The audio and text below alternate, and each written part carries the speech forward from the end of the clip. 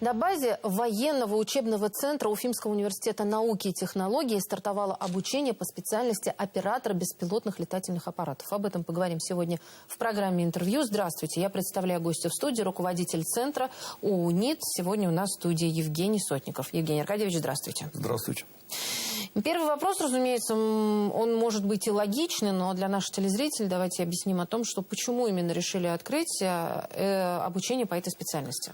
Ну, потому что, наверное, жизнь сама диктует эти требования. Как показал опыт проведения специальной военной операции, сейчас целиком и полностью поменялась тактика действий, наверное, всех родов войск в связи с массовым применением беспилотных летательных аппаратов. То есть сейчас нет таких войск в составе наших вооруженных сил, которые бы не использовали беспилотную авиацию в своих действиях.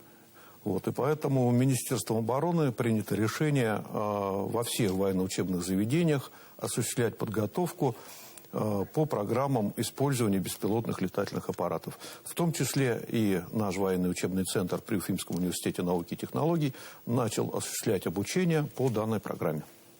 Расскажите, как осуществляется обучение? Я знаю, что применяется специально разработанная программа. Да, специально разработанная программа Министерством обороны при участии, в том числе и наших офицеров, программа по, скажем так, управлению беспилотными летательными аппаратами, их обслуживанию, их программированию и дальнейшему использованию в войсках. Где берете оборудование для того, чтобы ребята могли практиковаться, пробовать, разбирать? Да, часть оборудования нам поставляет Министерство обороны. Это то оборудование, которое сейчас стоит на вооружении в войсках. Ну и частично оборудование также закупается за счет университета. Как осуществляется обучение? Желающие идут, допустим, на операторов? Или это какой-то отбор идет, тест и прочее? Ну, да, во-первых, необходимо желание, но помимо желания есть еще и определенные требования. Это программа подготовки у нас солдат запаса. Мы набираем студентов, начиная со 2-го курса. Ребята проходят, желающие, медицинскую комиссию, сдают небольшой зачет по физподготовке. И после этого зачисляются и начинается обучение их. Сколько длится обучение по времени?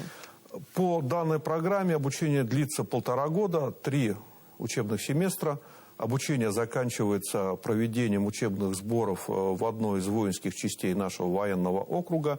Сборы длятся месяц, после чего ребята получают военно-учетную специальность оператор беспилотных летательных аппаратов и с этой специальностью военкоматом зачисляются в запас. Евгений Аркадьевич, скажите, какие еще, может быть, есть специальности, если время того требует, перемен, изменений, что еще нового есть именно на базе центра? Ну, вообще, военный учебный центр, надо сказать, что это единственное у нас заведение в республике, военный учебный центр при Уфимском университете науки и технологий, который осуществляет военную подготовку. Значит, военная подготовка у нас ведется по 3 программам. Во-первых, это программа подготовки кадровых офицеров. Здесь мы ребят берем после окончания школы на отдельные целевые бюджетные места. И сразу при поступлении ребята заключают договор с Министерством обороны о том, что после окончания университета, после получения диплома, им будет присвоено звание лейтенант, офицерское звание, и они обязаны будут 3 года минимум отслужить по контракту в рядах вооруженных сил. То есть, скажем так, как в военном училище. Помимо этой программы еще есть программа офицеров запаса и программа 3-я, это программа солдат запаса, по которой мы сейчас осуществляем подготовку операторов беспилотных летательных аппаратов. Эти программы действуют для уже проходящих обучение студентов в университете. На 2-м курсе они к нам приходят, проходят обучение либо по программе офицеров запаса, либо солдат запаса. Офицеры запаса учатся 2,5 года, солдаты запаса, как я сказал, уже 1,5 года. Проходят в завершении обучения месячные сборы в воинских частях. И после окончания университета военкоматом зачисляются в запас и, соответственно, на службу по призыву уже не идут. То есть у ребят есть возможность за время обучения в университете получить военную специальность и, скажем так, заочно пройти службу в рядах вооруженных сил. Расскажите, есть ли уже среди студентов, выпускников те, кто подписал контракт на военную службу? Ну вот, как я сказал, первая программа подготовки у нас, программа подготовки кадровых офицеров. Они все у нас 100% после завершения обучения заключают контракт с Министерством обороны и уходят служить в ряды вооруженных сил. Конкретно наши выпускники идут служить в воздушно-космические силы по авиационным специальностям. Вот. А те ребята, которые учились по программе офицеров или солдат запаса, тут уже по желанию. Если они захотят, то при наличии военно-учетной специальности могут заключить контракт с Министерством обороны и пойти служить. Кто-то есть на спецоперацию?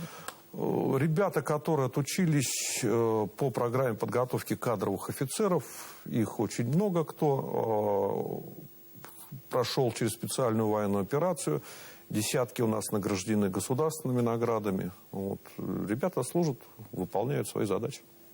Но операторов беспилотных летательных аппаратов пока вот по такой специальности никто еще не подписал контракт? Нет, потому что у нас только, скажем так, началось обучение по этой программе. Ну, поэтому, я думаю, такие ребята будут, потому что мы не только даем образование по конкретной военной специальности, но еще воспитываем патриотов. Поэтому, я думаю, ребята, желающие, смогут сделать правильный выбор. Но при этом еще же есть преференции, есть льготы, которые получают именно те ребята, которые подписывают контракты в качестве именно в войска беспилотных систем. Да, то есть это и переход на бюджетную систему образования. Вот есть вот все эти льготы, действуют? Да, конечно. Министерством обороны, начиная с прошлого года, начат набор в войска беспилотных систем, значит, набор желающих на военную службу по контракту. В том числе предлагаются очень такие, скажем, неплохие условия для студентов вузов. То есть студент, который подпишет контракт с Министерством обороны, у него есть возможность подписать этот контракт сроком на 1 год. Вот, то есть он может взять академотпуск, отслужить год и вернуться для продолжения обучения на то место, с которого он ушел. Но за этот год он, скажем так, сможет неплохо поправить свое материальное положение, то есть там неплохие выплаты, неплохие оклады денежного удовольствия, вот, получить статус участника, ветерана специальной военной операции, получить специальность в войсках беспилотных систем дополнительную. Вот. Ну и при этом, по-моему, предусматривается еще и переход с коммерческой... Да, если студент ушел в академотпуск с коммерческого направления, да, то при возвращении после академотпуска, после участия в специальной военной операции, у него есть возможность восстановиться уже на бюджетное место. То есть это тоже большой плюс для студента. Вот. То есть условия, скажем так, государство предлагает очень хорошие для ребят, которые хотят попробовать себя, испытать себя вот в новом роде войск. Плюс вот эта служба год, она засчитывается за службу по призыву. То есть парень, отслужив контракт, уже может не думать потом о том, что после вуза его там призовут на военную службу. Евгений Аркадьевич, вы работаете со студентом уже не первый год однозначно, и вы видите, да, как, если не первое десятилетие, да? Да. Вы видите, как меняется настроение, как меняется в принципе, да, вот молодежь. Расскажите, какие сейчас молодые люди? Меняется ли вообще отношение к военной службе? Ну, конечно, то есть то, что было раньше, скажем, в 90-е годы, наша армия была очень непопулярна, вплоть до того, что там, ну вот я начинал сам служить офицером в 90-е годы, было время, когда мы там ходили на службу в гражданской одежде, чтобы там, ну, негативное отношение было вообще людей к армии, и молодежи в том числе. Сейчас, конечно, все изменилось. Вот. Есть уважение к людям в погонах, есть у самой молодежи, ну, не у всех, конечно, у многих, и желание служить, и желание там пользу приносить государству. Вот. Люди меняются. Меняются, надо сказать, в лучшую сторону. Евгений Аркадьевич, спасибо огромное, что пришли сегодня к нам в студию. Рассказали о том, что начался новый курс, о том, что молодые люди могут стать его участниками, обучиться этому курсу, а потом уже при желании отправиться на свой и подписать контракт. Спасибо огромное. Спасибо вам. Это была программа «Интервью». На наши вопросы ответил Евгений Сотников, начальник военного учебного центра Уфимского университета науки и технологий. Я Роза Хабибуллина. Спасибо, что были с нами.